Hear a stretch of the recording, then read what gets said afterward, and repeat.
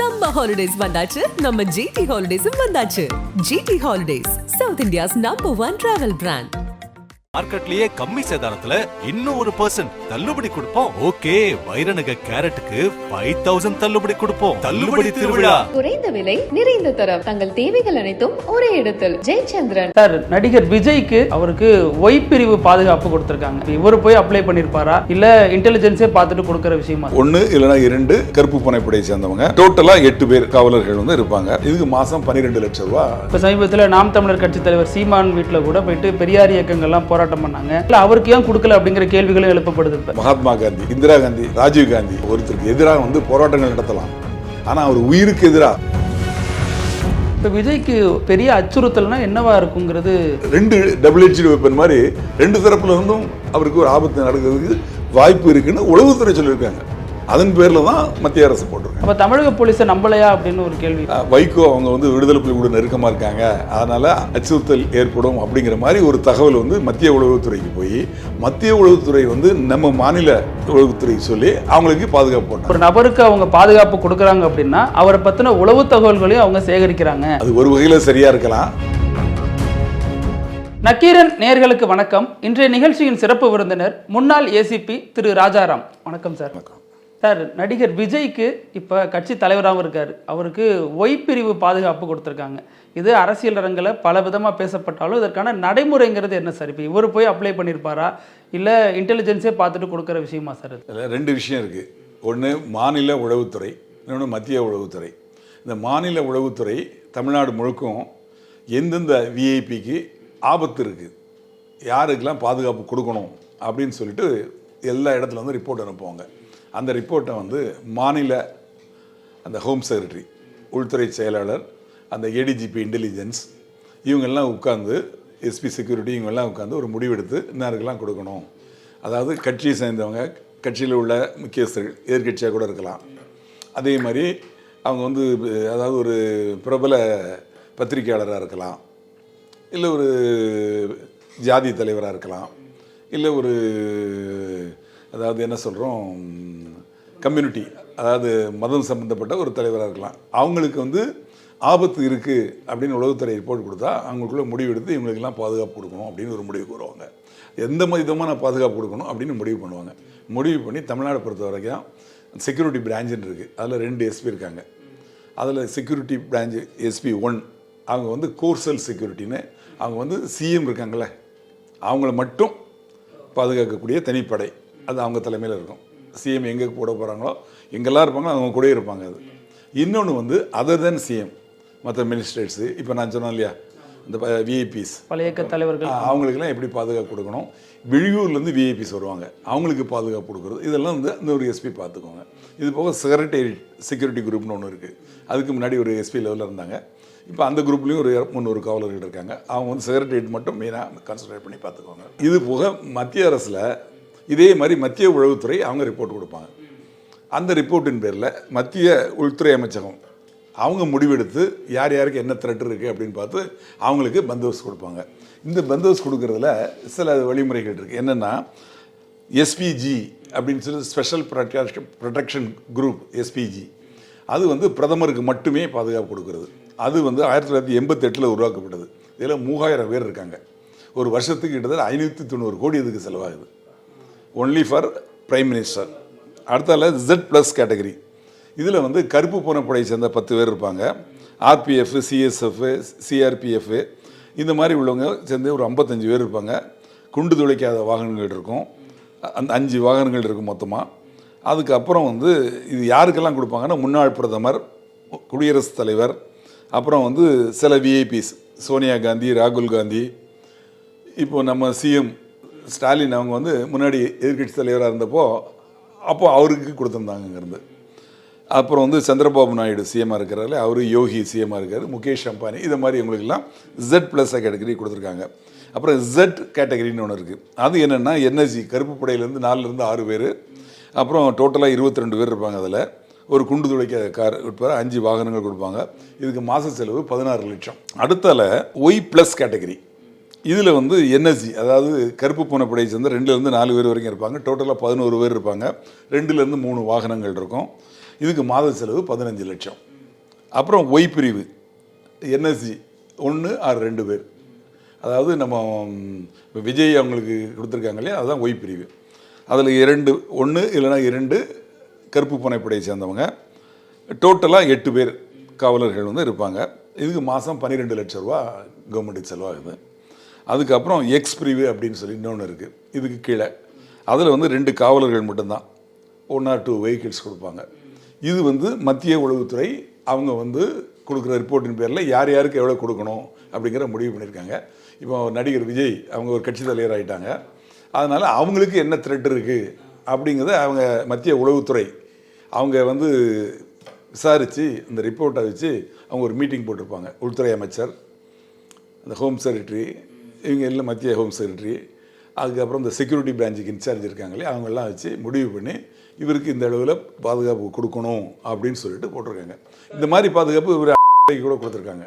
கட்சி தலைவராக இருக்கார் இல்லையா, அவருக்கு கொடுத்துருக்காங்க. குருமூர்த்தி இருக்கார், அவருக்கு கொடுத்துருக்காங்க. இப்போ இந்த மாதிரி இப்போ த்ரெட்டு இருக்குன்னு சொல்கிறீங்க, இப்போ அவங்களுக்குலாம் உள்ள த்ரெட்டு நமக்கு தெரியாதா, இல்லை அவங்க வேறு சில பேராமீட்டர்ஸ் அடிப்படையில் அது கொடுப்பாங்களா சார்? ஏன்னா இப்போ சமீபத்தில் நாம் தமிழர் கட்சி தலைவர் சீமான் வீட்டில் கூட போயிட்டு பெரியார் இயக்கங்கள்லாம் போராட்டம் பண்ணாங்க, அதெல்லாம் ஒரு பெரிய த்ரெட்டாக பார்க்கப்படுச்சு. அது மாதிரி வேறு சில இடங்களையும் அவர் பேசுனதுனால அவருடைய பிரச்சனை, அந்த அடிப்படையில் அவருக்கு ஏன் கொடுக்கல அப்படிங்கிற கேள்விகளும் எழுப்பப்படுது. இப்போ நிச்சயமா, அதாவது அவருக்கு ஏற்படக்கூடிய ஆபத்து, அவர் உயிருக்கு ஏற்படக்கூடிய ஆபத்து, அதை தான் கால்குலேட் பண்ணுவாங்க, அதை தான் கவனிப்பாங்க. இப்போ ஒருத்தருக்கு எதிராக வந்து போராட்டங்கள் நடத்தலாம், ஆனால் அவர் உயிருக்கு எதிராக உயிரை போக்கக்கூடிய அளவுக்கு ஒரு சம்பவம் நடக்கக்கூடாதுங்கிறதுக்காக தான் இந்த பாதுகாப்பு பிரிவு உருவாக்கப்பட்டது. இந்த பாதுகாப்பு பிரிவில் இப்போ இது இந்த லேப்ஸ்னால நடந்த விஷயங்கள் சிலதுன்னு சொல்கிறேன். அதாவது அந்த காலத்துலேருந்து எடுத்துக்குவோம், மகாத்மா காந்தி சுட்டுக் கொல்லப்பட்டார், தேசப்பிதா. இந்திரா காந்தி பிரைம் மினிஸ்டராக இருக்கையில் அவங்க பாதுகாவலாளர் எஸ்பிஜி டீமாலே.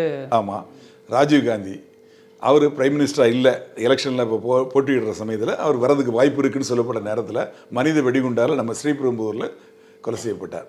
அந்த சூழ்நிலையிலிருந்து தான் தமிழ்நாட்டு போலீஸுக்கு இது ஒரு பெரிய இதாக இருக்குது. அதாவது காவல்துறை உருவானது வந்து குற்றங்கள் நடக்காமல் இருக்கிறதுக்கும் நடந்த குற்றங்களை கண்டுபிடிக்கிறது தான். ஆனால் ஒரு விஐபி நம்ம தமிழ்நாட்டில் படுகொலை செய்யப்பட்டார் அப்படிங்கிற சூழ்நிலைக்கு அப்புறம் தான் இந்த விஐபி பந்தோபஸ்து அப்படிங்கிறது ரொம்ப முக்கியத்துவம் இது. அதுக்கப்புறம் தான் அந்த அளவுக்கு பாதுகாப்பு கொடுத்தாங்க. இதில் சார் எனக்கு என்னென்னா, ஒய் பிரிவுங்கிறது தமிழகத்துக்குள்ளே மட்டும்தான் பாதுகாப்பு அப்படின்னு சொல்லப்படுது.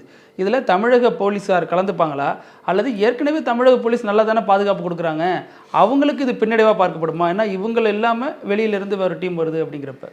இது வந்து மத்திய போலீஸ், நான் உங்களுக்கு சொன்னேன் இல்லையா, மத்திய உளவுத்துறையிலிருந்து போடப்படக்கூடிய பாதுகாப்பு. இவங்க இந்த காவல்துறை வந்து மத்திய காவல்துறை. அப்போ தமிழக போலீஸை நம்பலையா அப்படின்னு ஒரு கேள்வி. அப்படி இல்லை, தமிழக போலீஸை வந்து அதாவது சில விஷயங்களில் சில நேரங்களில் அங்கேருந்து கூட இங்கே உத்தரவு கொடுப்பாங்க. அந்த மத்திய உளவுத்துறையிலேருந்து, அதாவது மத்திய இது இருக்கு இல்லையா, உள்துறையிலேருந்து கூட நம்ம ஸ்டேட் போலீஸுக்கு இந்த உள்துறைக்கு தகவல் கொடுப்பாங்க. ஒரு சின்ன உதாரணம் சொல்கிறேன். கலைஞர் வந்து சிஎம்ஆர் இல்லை, அப்போது 91 to 93 அந்த பீரியடில். ஆனால் வைகோ அவங்க வந்து விடுதலை புலி கூட நெருக்கமாக இருக்காங்க, அதனால் கலைஞர் உயிருக்கு அதனால் அச்சுறுத்தல் ஏற்படும் அப்படிங்கிற மாதிரி ஒரு தகவல் வந்து மத்திய உளவுத்துறைக்கு போய் மத்திய உளவுத்துறை வந்து நம்ம மாநில உளவுத்துறைக்கு சொல்லி அவங்களுக்கு பாதுகாப்பு போட்டாங்க. அந்த மாதிரி அவங்க சொல்லியும் போடுவாங்க, இவங்களாவும் போடுவாங்க, அவங்களாவும் போடுவாங்க. இப்போ இதில் சொல்லியிருக்கு வந்து இப்போ அவருக்கு ஒய்பிரிவுன்னு சொல்லுறது வந்து சென்ட்ரல் கவர்மெண்ட்லேருந்து போடுறாங்க. இப்போ விஜய்க்கு என்ன சார் பெரிய அச்சுறுத்தல்னா என்னவா இருக்குங்கிறது பொது வழியில் தெரியல. இப்போ வேறு சில பேராமீட்டர்ஸ் வச்சுருப்பாங்களான்னு நான் கேட்குறேன். அதாவது உளவுத்துறை அப்படிங்கிறது அவங்க சிறிய தகவல்களை நிறைய திரட்டுவாங்க. இவர் திடீர்னு ஒரு எழுச்சி பண்ணி ஒரு மீட்டிங் போட்டார், அதுக்கு நிறைய கூட்டம் வந்தது. அதுக்கப்புறம் வந்து இவர் கலந்துக்கக்கூடிய ஒவ்வொரு விஷயங்கள்லையும் அந்த பரந்தூர் அந்த சம்பவங்கள் நிறைய விஷயங்களில் வந்து கூட்டம் அதிக அளவுக்கு வருது. அப்போ இவருக்கு பாதுகாப்புங்கிறது உறுதி செய்யப்படணும். ஏன்னா இவர் இது வரைக்கும் சிலர் வந்து அரசியல் தலைவராக இருப்பாங்க, சிலர் வந்து விஐபியாக இருப்பாங்க. இவர் வந்து சினிமாவில் விஐபியாக இருந்தவர். பொதுவாக வந்து தமிழ்நாட்டில் சினிமாவில் நடித்தவங்க, சினிமா வச்சிருந்தவங்க அப்படின்னா அதை பார்க்குறதுக்கு கூட்டம் அதிகமாக கூடும். இப்போ அரசியல் தலைவராகவும் ஆகிறார். அப்போ அவருக்கு வந்து 2 டபுள் எட்ஜ் வெப்பன் மாதிரி 2 தரப்புல இருந்தும் அவருக்கு ஒரு ஆபத்து நடக்கிறதுக்கு வாய்ப்பு இருக்குன்னு உளவுத்துறை சொல்லியிருக்காங்க. அதன் பேரில் தான் மத்திய அரசு போட்டிருக்காங்க. இது பொதுவாக அரசியல்வாதிகளுக்கு பந்தோபஸ்து வர்றதுங்கிறது அவங்களுக்கு ஒரு ஸ்டேட்டஸாக அது பார்க்கப்படும். ஒரு நபர் போகிறாருன்னா பின்னாடி ஒரு காரு, அதில் கருப்பு பூனைப்படம் அந்த மாதிரி வர ஸ்டேட்டஸாக பார்க்கப்படும். அந்த அடிப்படையில் அரசியல் ரீதியாகவும் செய்யப்படுதாங்கிற கேள்வியும். அதாவது அரசியல் இருக்கலாம், அது இல்லைன்னு சொல்ல முடியாது. அதாவது பூனைப்படை அப்படிங்கிறது வந்து மத்திய அரசு அவங்க கண்ட்ரோலில் தான் இருக்குது. மாநில அரசில் எல்லாமே சஃபாரி தான் போட்டு அவங்க பண்ணுறாங்க. அதனால் பூனைப்படை அப்படி சம்மந்தப்பட்டது மத்திய அரசு சம்மந்தப்பட்டது. மாநில அரசும் கூட அவங்க வந்து முக்கியமான தலைவர்களுக்கு, விஐபிகளுக்கு அவங்க பாதுகாப்பு கொடுப்பாங்க, கொடுக்கக்கூடிய சூழ்நிலை இருக்குது. ஏன்னா அவங்களோட உயிருக்கு ஆபத்து ஏற்பட்டால் அப்புறம் பாதுகாப்பு இல்லாத சூழ்நிலை ஏற்படுது அப்படின்னு சொல்லுவாங்க. நடந்த சம்பவங்கள், நடக்க இருக்கிற சம்பவங்கள் இதெல்லாம் கருத்தில் கொண்டு தான் நிச்சயமாக பாதுகாப்பு கொடுப்பாங்க. இதில் தமிழக இன்டெலிஜென்ஸோட ரோல் என்ன சார்? ஏன்னா இவங்க சொல்லாமல் இருந்திருப்பாங்களா, ரிப்போர்ட் பண்ணாமல் இருந்திருப்பாங்களா? ஏன்னா மத்தியிலேருந்து தான் பாதுகாப்பு கொடுக்குறேன்னா அப்போ இவங்க என்ன பண்ணிட்டு இருக்காங்க? நம்ம உளவுத்துறை நம்ம சிஎம்கிட்ட ரிப்போர்ட் பண்ணுவாங்க. நம்ம உள்துறை அமைச்சர் அவர் தான் சிஎம். உள்துறை செயலாளர் மீட்டிங் நடத்தி அதில் ஏடிஜிபி இன்டெலிஜென்ஸ், எஸ்பி செக்யூரிட்டி இவங்கெல்லாம் அவங்களுக்கு தமிழ்நாட்டில் ஃபுல்லாக திரட்டப்பட்ட தகவல்களை வச்சு அதில் முடிவு எடுப்பாங்க. யாருக்கு என்ன பிரச்சனை இருக்குது, யாருக்கு ஆபத்து அதிகமாக இருக்குது, யாருக்கு எந்த விதமான பந்தோபஸ்து கொடுக்கலாம் அப்படின்னு அவங்க முடிவெடுப்பாங்க. முதல்வருக்கு இந்த செய்தி போயிருந்திருக்கலாம், அவங்க என்னவா நடவடிக்கை எடுத்தாங்களா இல்லை அதுங்கிறது அவங்கள பொறுத்த விஷயம் தான் அது இல்லையா? அதான் இந்த உளவுத்துறை ரிப்போர்ட் என்ன கொடுத்தாங்கன்னு நமக்கு தெரியாது. ஆமாம், அந்த ரிப்போர்ட்டின் பேர் அடிப்படையில் தான் நடவடிக்கை எடுப்பாங்க. அந்த உளவுத்துறை ரிப்போர்ட்டின் அடிப்படையில் அவங்க நடவடிக்கை எடுப்பாங்க. அவங்களுக்கு கொடுத்த ரிப்போர்ட்டை அப்படி கொடுத்துருக்கலாம், இவங்களுக்கு கொடுத்த ரிப்போர்ட் அப்படி கொடுத்தாங்களா அப்படிங்கிறது நமக்கு தெரியும். இது வெளியே வந்து பொது வெளியில் இது பேசப்படாது. இதில் பொதுவாக இன்னொரு விஷயம் சொல்லப்படுது சார். இப்போ ஒரு நபருக்கு அவங்க பாதுகாப்பு கொடுக்குறாங்க அப்படின்னா அவரை பற்றின உளவு தகவல்களையும் அவங்க சேகரிக்கிறாங்க அப்படின்னு தான் அது பொருள் அப்படிங்கிறாங்க. அது ஒரு வகையில் சரியாக இருக்கலாம். அவர் யாரை சந்திக்கிறாரு, என்ன பண்ணுறாருங்கிறத அவங்க 24 மணி நேரம் கண்காணிக்கிறாங்க அப்படிங்கிற வகையில் சரியாக இருக்கலாம். ஆனால் இப்போ அதெல்லாம் தாண்டி வேறு சாதனங்கள்லாம் வந்துருச்சு. ஃபோனில் பேசலாம். இப்போ அவர் ஃபோனை ட்ராக் பண்ணுறாங்கன்னா கூட யாராவது தெரிஞ்சவங்க வர்றவங்க போகிறவங்க ஃபோனு இல்லை வேறு நம்பர்களிலிருந்து தொடர்பு கொண்டு பேசலாம். அப்போ வந்து இந்நேரம் தான் வந்து பார்த்தாங்க பேசுனாங்கன்னு நம்ம கண்டுபிடிக்க முடியாது இல்லையா? நீங்கள் சொல்கிற மாதிரி இந்த செக்யூரிட்டி அவங்க இருக்கிறனால நேரடியாக வந்து சந்தித்தா உங்களுக்கு தெரியும். பட் இந்த மாதிரி மறைமுகமாக இருக்கும். இன்னும் சிலர் மூலமாக சொல்லி அனுப்புவாங்க. வேறு இவங்க கட்சியை சேர்ந்தவர் ஒருத்தர்கிட்ட மூலமாக அந்த மாற்று கட்சியிலேருந்து ஏதாவது ஒரு தகவலை சொல்லி அனுப்புவாங்க. அது வந்து அவங்க மூலமாக இவங்களுக்கு வரும். இதெல்லாம் இவங்களுக்கு தெரியாது. யார் வரணும்னா அவங்க கட்சி சேர்ந்தவங்க தானே வந்து பார்க்குறாங்க. அப்போ அது வந்து உங்களுக்கு இந்த செக்யூரிட்டி அடுத்த கட்ட அரசியல் நகர்வுலாம் தெரிய வந்துடும் அப்படிங்கிற மாதிரி. ஆமாம், அது மாதிரி அதாவது சாமர்த்தியம் எல்லாத்துலேயும் இருக்குது. இது வந்து பாதுகாப்புங்கிற ஆங்கிளில் நம்ம பார்க்குறோம். ஆனால் வந்து வேறு மாதிரி ஆங்கிளில் பார்க்குறதுக்கும் வாய்ப்பு இருக்குது. இப்போ நீங்கள் சொன்னீங்க சினிமாவில் விஐபியாக இருந்தார், அரசியலுக்கு வராரு, அதனால் இந்த செக்யூரிட்டி தேவைப்படுது அப்படின்னு.